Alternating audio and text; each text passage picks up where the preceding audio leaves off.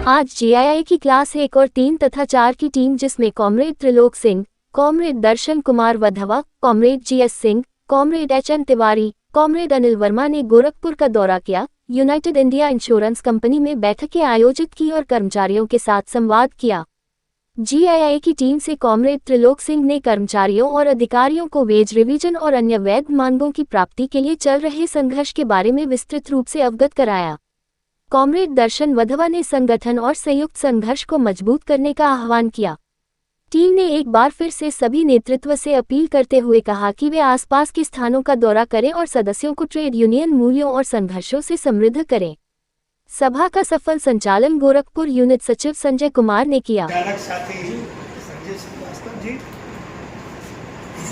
सबसे पहले माननीय शाखा प्रबंधक हमारे मित्र साथी निखिल जायसवाल जी का बहुत बहुत अभिनंदन करना चाहूँगा। साथ ही हमारे घनश्याम मिश्रा जी का स्वागत करना चाहूँगा, अभिनंदन करना चाहूँगा।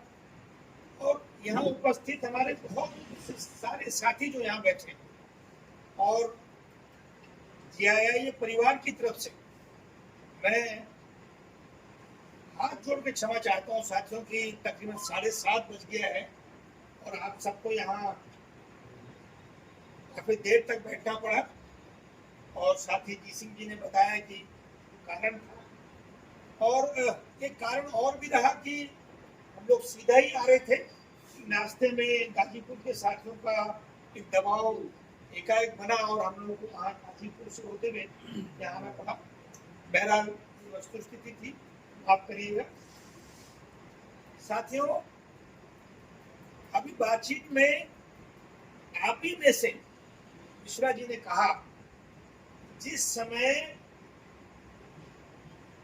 हम सभी संगठनों का सम्मान करते हैं, general insurance employees all India association किसी की बुराई करके हम आगे बढ़ना नहीं चाहते। हम अपने कामों के माध्यम से और अपने कर्मों से ही आगे बढ़ना चाहते हैं। साथियों, इस के अंदर एक तरह की अनिश्चितता है, तो इसीलिए मैंने कहा उनके पास तकनीक ज्यादा है, उनके पास वो 24 घंटा काम कर रहे हैं, उनके पास विद्वान हैं, उनके पास मीडिया है, उनके पास सत्ता है, उनके पास पैसा है, लेकिन उनके पास अगर कोई चीज नहीं है वो ये है कि उनके पास सच नहीं है।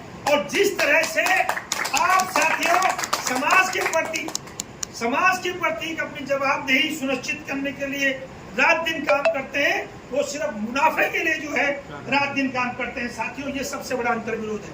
तो इसलिए साथियों, जहां हमें एक तरफ अपने वेज रिवीजन को हासिल करना है, वहीं दूसरी तरफ अपनी इस मां स्वरूप इंडस्ट्री को भी जो है साथियों, जो हमारा हर दुख सुख में साथ देती है, इस इंडस्ट्री की रक्षा भी करनी है और इसको आगे बेहतर बनाना भी।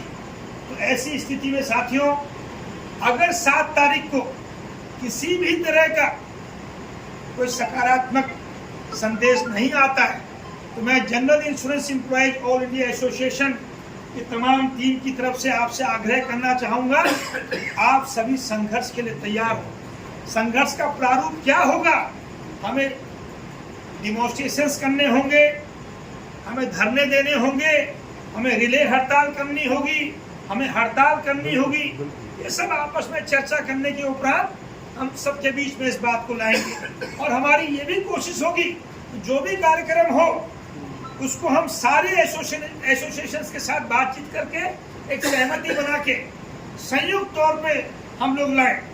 क्योंकि साथियों, जहाँ एक तरफ आपको अपनी ताकत बढ़ानी है, वहाँ दूसरी तरफ आज के दौर में और श्रमिक संगठनों को कोई बरगला न दे और हमारे जो श्रमिक मित्र संगठन है वो कहीं उनकी ऊर्जा किसी और दिशा में न चली जाए।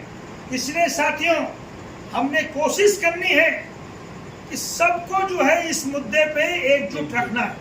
ये बात मैं इसलिए कह रहा हूं क्योंकि अभी साथियों, पिछले वेज रिवीजन में आपने देखा, जब वेज रिवीजन जहां हम LIC और बैंक के बराबर वेज पाने के लिए लड़ रहे थे और अंतिम समय तक हम लोग जो है मैडम सीतारमन के यहाँ गए थे 12% ऑफर होने के बाद भी, और हम उम्मीद कर रहे थे कि और बेहतर होगा। लेकिन हमने देखा कि कुछ हमारे संगठनों के भीतर और मैनेजमेंट का भी एक हिस्सा, डीएफएस का एक हिस्सा, उन्होंने इस तरह का वातावरण बनाया कि अरे साहब यहाँ तो लोग 10% के लिए भी जो है बैग सिला रहे।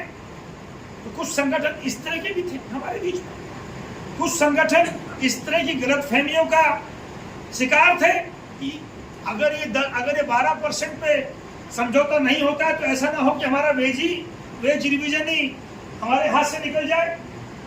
और कुछ संगठन साथियों ऐसे हैं जो डिसइन्वेस्टमेंट के खिलाफ नहीं लड़ते हैं, जो निजीकरण के खिलाफ नहीं लड़ते हैं।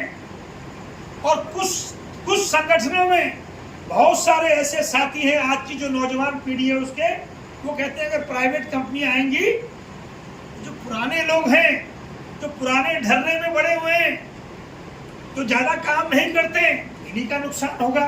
हम तो जो है शिक्षित हैं, हम तो युवा हैं, हम तो आईटी फ्रेंडली हैं, हमको तो प्राइवेट कंपनीज में भी काम मिल जाए। और प्राइवेट कंपनी में काम कैसे मिलता है?